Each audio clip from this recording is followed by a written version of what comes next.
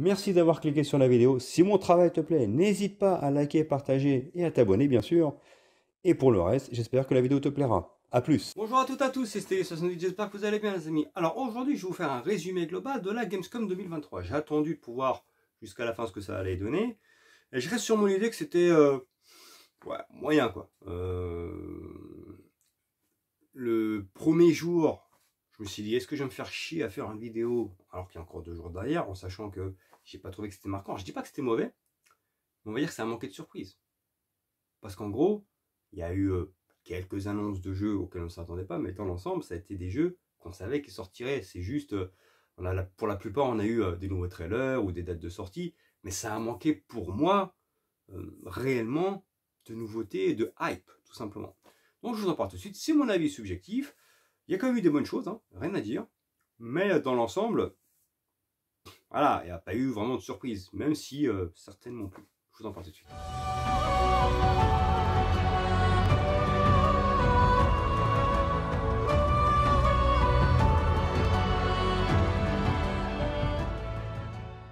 Et donc les amis, qu'est-ce que je peux noter dans la globalité de cette Gamescom? Déjà j'étais ravi d'avoir la présentation, elle qui était inattendue. Là pour le coup c'est une bonne nouvelle et ça a été une bonne pioche. La présentation de Little Nightmares 3 qui arrive justement. Et je suis content parce que je trouve que c'est une très très bonne saga Little Nightmares. Namco Bandai a vraiment trouvé le petit filon pour avoir ce petit jeu qui sort tous les 2-3 ans. Et qui plaît, voilà, avec son ambiance particulière, son atmosphère particulière, mettant le fait de pouvoir y jouer en coop, depuis le 2 bien entendu, le premier était jouable qu'en solo, et on apprend que c'est Supermassive Games qui s'occupe uniquement du 3e épisode, et pour ceux qui ne savent pas qui est Supermassive Games, ce sont les créateurs tout simplement de la saga de Until Dawn bien entendu, et de The Dark Pictures Anthology, donc des gens qui sont habitués à s'occuper de tout ce qui est horreur. Sauf que là, au lieu d'avoir un jeu narratif où tu avances, tu appuies sur des touches, de façon cinématique, là, c'est un proprement parler, un vrai jeu où tu as un gameplay, tu avances, tu as les énigmes, etc., etc. Donc la présentation de Little Nightmares 3, excellent. J'ai été surpris, je me suis dit, waouh. Là, pour le coup, très bonne surprise également. Je critique toujours Call of Duty, bien entendu. Mais il faut admettre que Activision, c'est toujours dans les présentations, donner de la hype et nous donner envie d'y jouer. La présentation qui est de gameplay de Modern Warfare 3, franchement, elle a mis une claque dans les dents. On doit être honnête. Mais je sais qu'après, quand je jouerai, je serai déçu. C'est ça le problème, c'est que la présentation était incroyable. Pour ça, il y a un vrai savoir-faire. Ça donne envie d'y jouer. J'ai eu la même sensation lors de Modern Warfare 2, où la présentation m'avait hypé. Je m'étais dit, j'avais fait même la vidéo de débrief en disant « Ouais, ça m'a convaincu, ça va être génial. » Et au final, le jeu, je l'ai trouvé osef, pourri. La campagne était dégueulasse. Et là, ce que j'ai vu, ça m'a donné envie. Donc, encore une fois, oui, je me ferai douiller. Parce que, et puis bon, ayant fait le 1 et le 2, t'es obligé d'avoir 3 pour finir l'histoire. Mais c'est vrai que techniquement parlant, le jeu a l'air propre, a l'air joli. Bon, après, attention, hein, les jeux sont toujours joués lors des salons, dans des gros PC ultra. Donc, en général, c'est toujours plus beau que ce qu'on a à la maison. Hein. Également, si on a une PS5 ou une Xbox Series X, je tiens à préciser. Parce que c'est quand même dans des gros PC Master Race, en fait, avec lesquels il faut tourner les jeux. Mais c'est vrai que c'était hyper intéressant, ça donnait envie. Donc très bonne présentation, très bon point également. La bonne surprise d'avoir eu le DLC annoncé de Sonic Frontiers, qui sera gratuit bien entendu avec un nouveau mode story, nouveau personnage. Bon, je trouve que c'est une bonne chose de la part de Sega de nous proposer justement ce DLC, parce que Sonic Frontiers au final a quand même eu son petit succès par rapport à ce qui avait été dit par la presse, il avait été clashé. Au final c'est un jeu vraiment agréable. Il a certes des défauts, mais au final il n'est pas aussi pourri que la presse a voulu nous faire entendre, et au final les joueurs ont été réceptifs, parce que c'est un jeu quand même qui s'est bien vendu. Sonic Frontiers, du coup, aura ce DLC supplémentaire. On a bien entendu eu Starfield, qui a été présenté avec un nouveau par Todd Howard, bien entendu, avec un nouveau une nouvelle cinématique, nouveau trailer en live action, bien entendu, et très intéressant. La hype commence à monter, est au plus haut, bien entendu. Et on peut dire ce que l'on veut. Certains disent que Microsoft ne sait pas vendre leurs jeux, vendre leurs produits, ne savent pas se mettre en avant sur le plan marketing.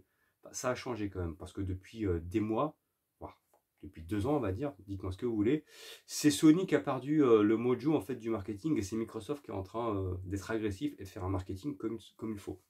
Parce que, on peut dire ce que l'on veut, pour Sony, pour Xbox, pour Nintendo, on s'en fout.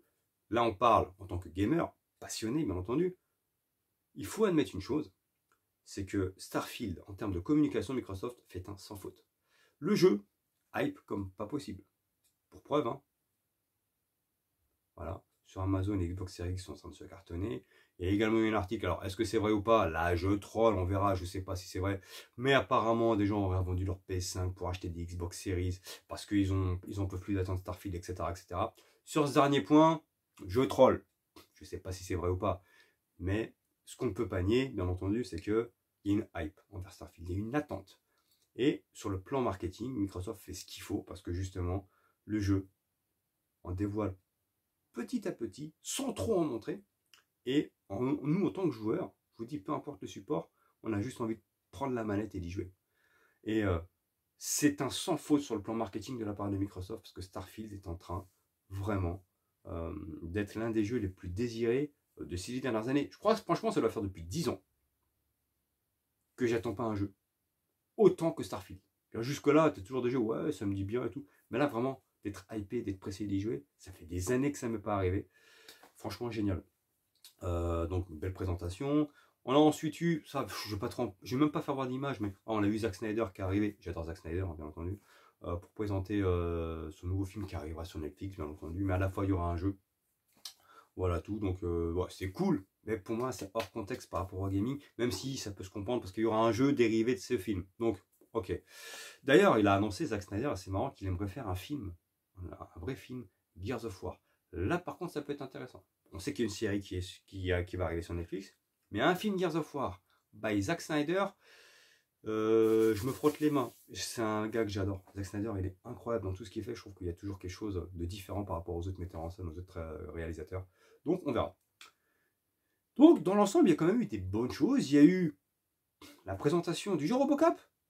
Franchement, cool. Franchement, bah, j'attends de voir ce que ça va donner. Ça peut être intéressant. Ça peut être vraiment pas mal. Ça, c'était inattendu. Donc, il y a quand même eu des bonnes surprises. Mais il y a surtout eu des jeux qu'on savait déjà qui seraient présentés ou qu'on avait déjà vu. Tekken 8, en l'occurrence, qui a l'air génial. Qui a été annoncé pour 2024, bien entendu. Mais dans l'ensemble, on savait qu'il arriverait. On a encore eu une nouvelle bande-annonce de Assassin's Creed Mirage qui va arriver là le mois d'octobre, bien entendu. Le jeu a l'air cool, le jeu a l'air pas beau graphiquement, mais voilà, ça on voit que c'est un retour aux sources, ça peut être intéressant. De plus, ils ont annoncé que le jeu serait jouable aussi en arabe, en sous-titré français, enfin, dans la langue d'origine. Donc pour l'immersion, ça peut être cool justement d'avoir la langue arabe. Justement, ça nous permet, vu que le jeu se passe dans cet univers, ça va nous permettre justement d'être immergé. Donc je trouve que c'est très intéressant, bien entendu. On a eu du MK1 qui a l'air incroyable, le jeu a l'air plus violent que jamais. Mais pareil, les gens me disent ouais, mais t'es jamais content, tu rates tout le temps. Mais c'est pas question de râler, c'est que c'est des jeux qu'on a déjà vus. Sur MK1, Tekken 8, Assassin's Creed Mirage, on les a encore revus à la Gamescom. Donc voilà, je vous dis, à part Little Nightmares 3 qui m'a surpris, je trouve que le DLC justement de Sonic ou la présentation de Robocop était une très bonne chose. Ok, mais dans l'ensemble, il y a eu très peu de surprises. Ça n'a pas été mauvais, mais il y a eu très peu de surprises. On a eu Wukong, bien entendu, qui, on va dire, est un nouveau Souls-like, qui a l'air intéressant aussi, qui a l'air très bien. Ouais, c'est un jeu qui sera intéressant. Crimson Desert, pareil. En fait, ce sont des jeux, dans l'ensemble, il y a eu du jeu de présenter. Et pour la plupart, ça a l'air d'être des bons jeux, il n'y a pas de souci.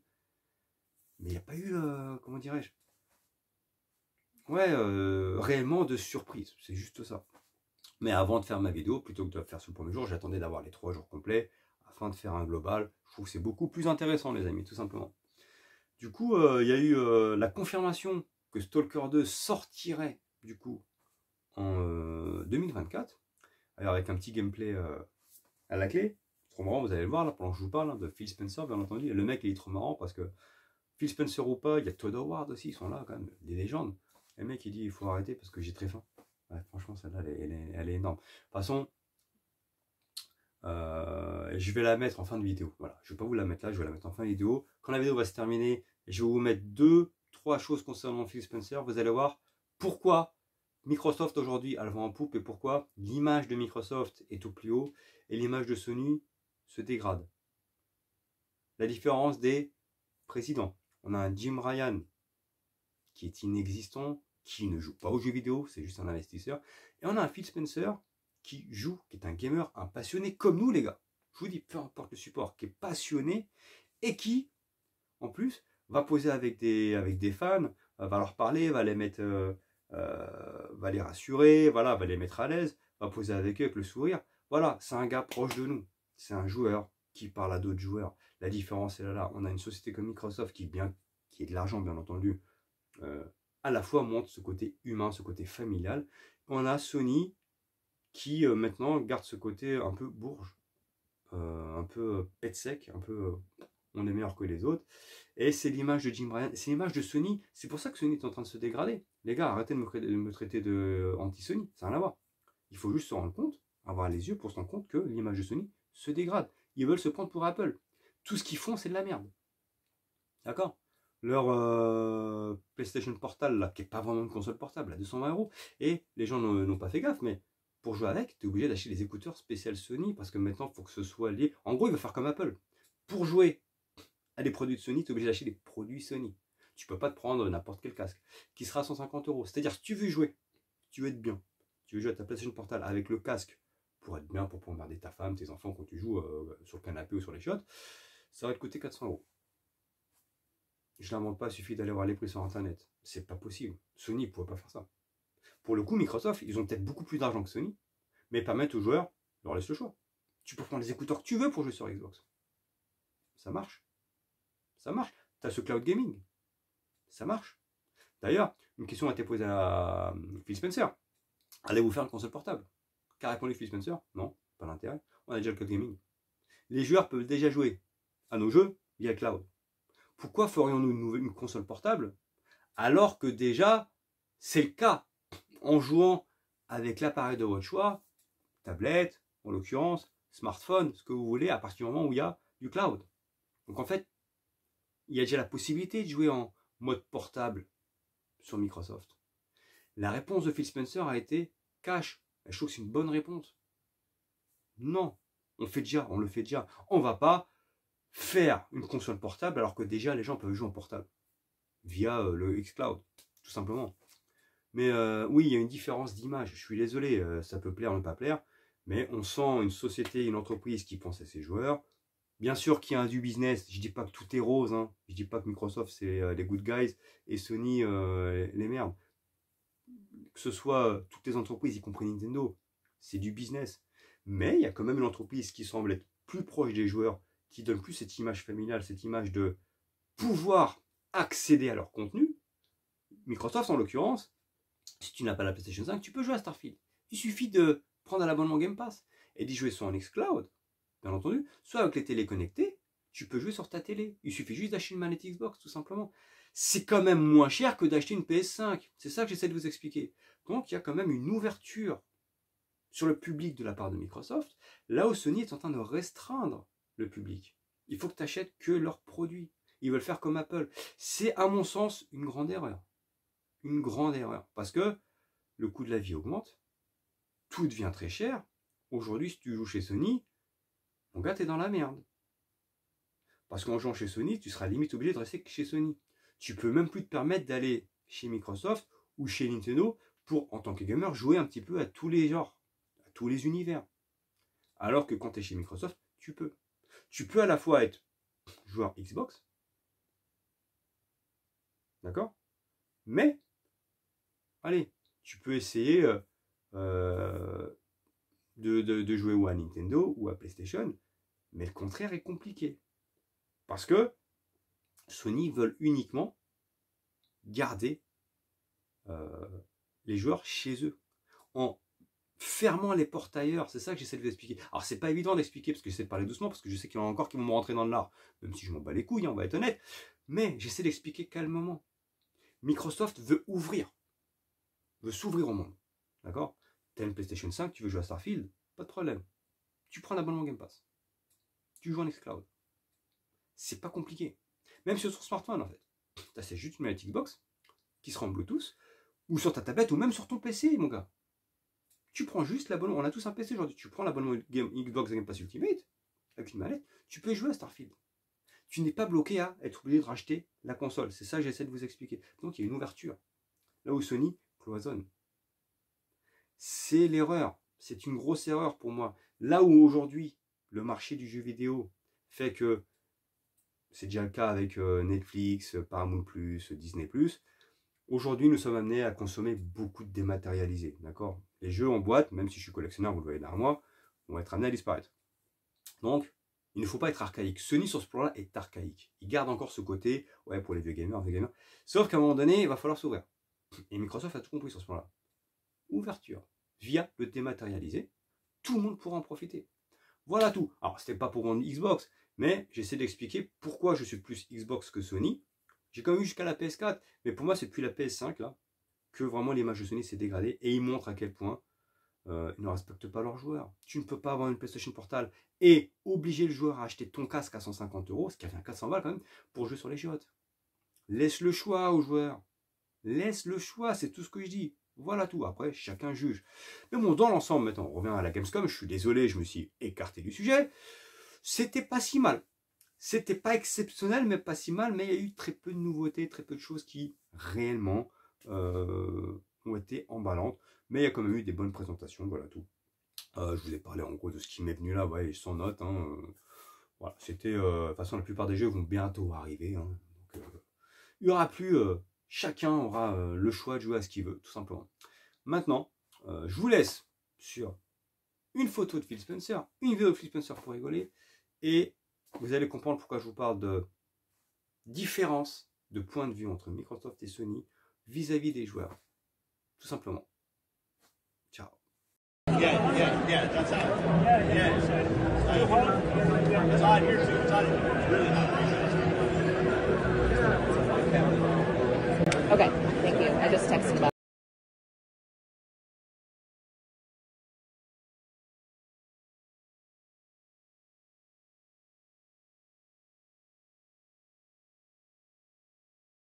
Big enough booth. You want to play? That's okay, I'll watch you. You're the pro. Yeah, right here. This guy's I gonna said it get. when I'm bugging, and then I said, oh, he should go in. You should. You should. You got a big enough booth over there. F1 is yeah. Oh, They're very angry. sorry. That's okay. That's okay.